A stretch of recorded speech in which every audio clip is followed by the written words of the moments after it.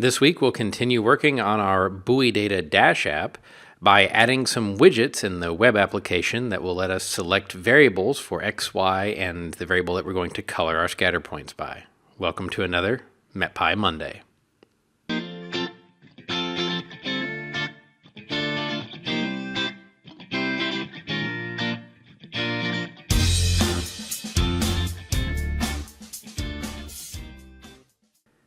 Hello, I'm John Lehman, a software engineer for Unidata. This week we're going to start adding some interactivity to our Dash app, and we've seen doing things like this before in the notebook with widgets, and we've played a little bit with Flask, but this is going to be a much easier to set up layout than really either of those. It's a little more versatile than the notebooks, and it's a little easier to work with than Flask because we don't have to deal with all those templates and things. So we're going to go down here into our layout section, and we're going to start adding some things to our layout. So I'm going to make this a little bit more one div on each line here, or one item in a div on each line. And we're going to add some drop-down controls. So the way this is going to work is we, from the Dash core components, use the drop-down object, and we're going to give it a list of the options we would like. So for example, water temperature and air temperature. Then I could specify what we want to start with. So let's say water temperature. And that alone should add a drop-down to our application. That easy. So we're going to go ahead and save our app. And then in the terminal, Python, in this case it's app2.14.22.py. And of course the first thing we see is a syntax issue, and that's because we've got a comma here. So now if we run it, it's going to start up that debug server, and now we've got another issue. Water temperature is not defined. It's because we want to set it to the string, not to a variable called water temperature. So these mistakes are a good way to illustrate that though Dash is going to try to keep running, it will eventually encounter something as we change our code that causes the application to crash. If it's just an error, it will alert you to that error. But if it's something that really causes a crash, it's going to go ahead and exit the application. We'll have to come back here to our Anaconda prompt and restart it. So now let's go check on our app in the web browser. All right, and here's what we see in the browser. So we've got our graph just like last week, but now we've got a drop-down that has two items in it. So what we need to do now is add a drop-down for the X, the Y, and the point color. This is a good opportunity for you to try this on your own. I'm going to go ahead and, for now, just copy it twice and save, so I should get 3 drop-downs. And there we go. So we've got 3 drop-downs. Not a very great layout right now, and doesn't do anything, but these drop-downs are available.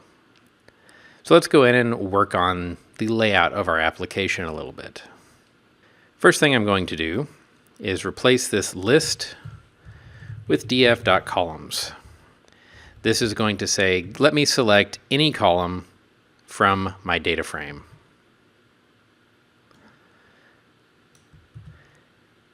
And on the x-axis, let's say this first one is going to be X, water temperature, air temperature, and pressure. So that will start out with roughly the same plot that we already have. So if we do that, we'll save it and go back over to the browser. Now we've got our 3 drop-downs. They are populated differently. And we see we can scroll through and we've got the entire catalog of data series here. All right, great. But the layout is still not really ideal. So what we're going to do is add some more elements here and work on how we can put them together to give us the best layout. So from the HTML module, I'm going to use H1, which is the largest heading, to put a title on our application. NDBC, network, data, And we can leave it right there. That will give us something that is an H1 with the default styling characteristics. So that's not a bad start. We know that we're probably going to need some labels. HTML.label. That's a capital L label. X variable.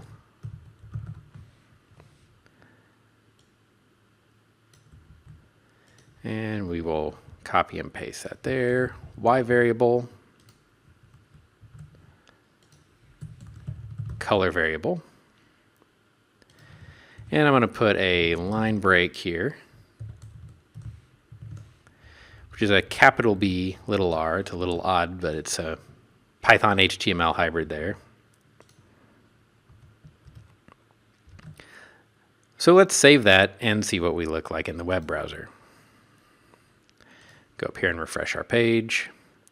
And now we get something that says it's refused to connect. So that probably means we have a syntax error. Can you spot it?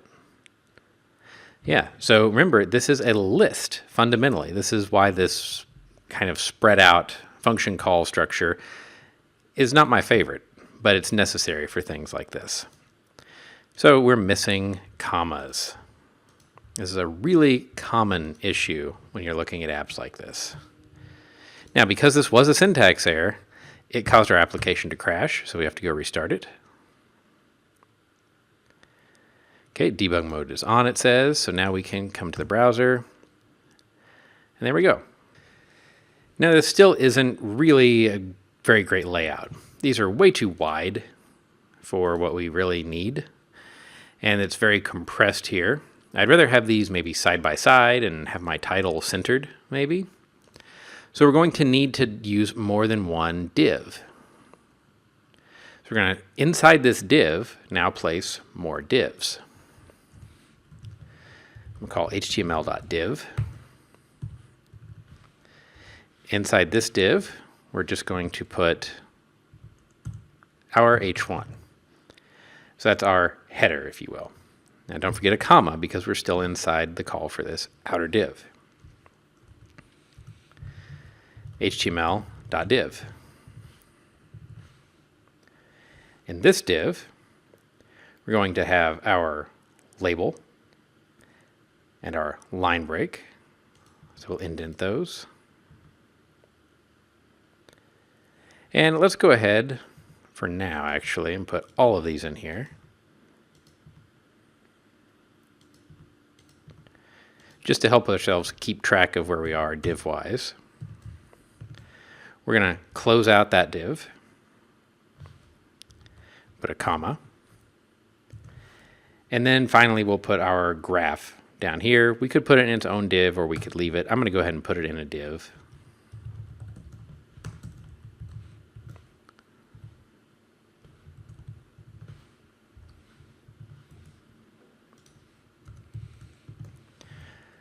All right, like that. So I like to go back and refresh to see if we have any syntax errors or anything. So it looks basically the same, but we now know that we've successfully divided things up a little bit more into these divs. So now we're going to embed yet more divs.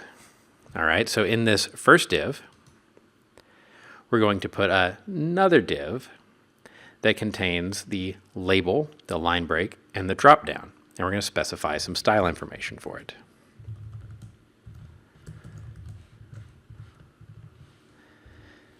All right, so it contains the label, the break, and the dropdown. And after we close out this div, I'm going to go down to our new line here. We close out that list of things that's in the div. I'm going to specify style. And we can say something like width. And we could give it some nominal width that we want, maybe 30%. That's going to be as a string. And now we close our call to div. All right, so we're going to repeat that process. Don't forget a comma for our other two drop-downs here. There's our label, our break, our drop down. Now we go to the next line, we close the list, and we set our style as a dictionary, width, and 30%. Then we close the call to that div, a comma, html.div. As you can see, with a lot of this web programming, you build very ridiculously long function calls, things that are normally considered very non-Pythonic. Okay, after our drop down, we go to the next line, close the bracket, style, width, 30%. And we close out the call to that div. The next line closes the div that contains those three things, comma, and then we go down to our graph. Let's see what this looks like. Okay, we're a little closer. We've got our divs vertically stacked, not necessarily what I wanted, but they're a much more reasonable page width now. So we've done some good. Let's go back in here, and we're going to specify the flex and flex direction of this div. And so this is the div that contains all of our other divs, one for each of our three selectors. I'm going to set its style. In its style, I'm going to set the display to be flex. And I'm going to set the flex direction to be row.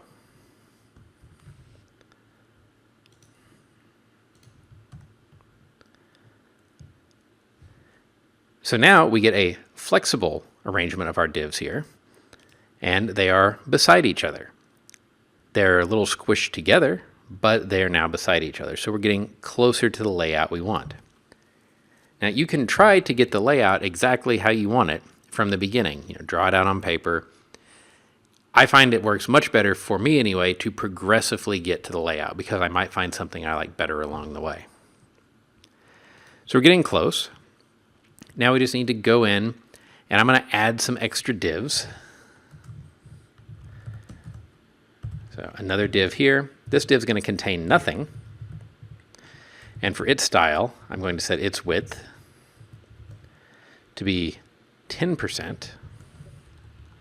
Don't forget our comma. And I'm going to put that div before each of these divs that contains one of our selectors.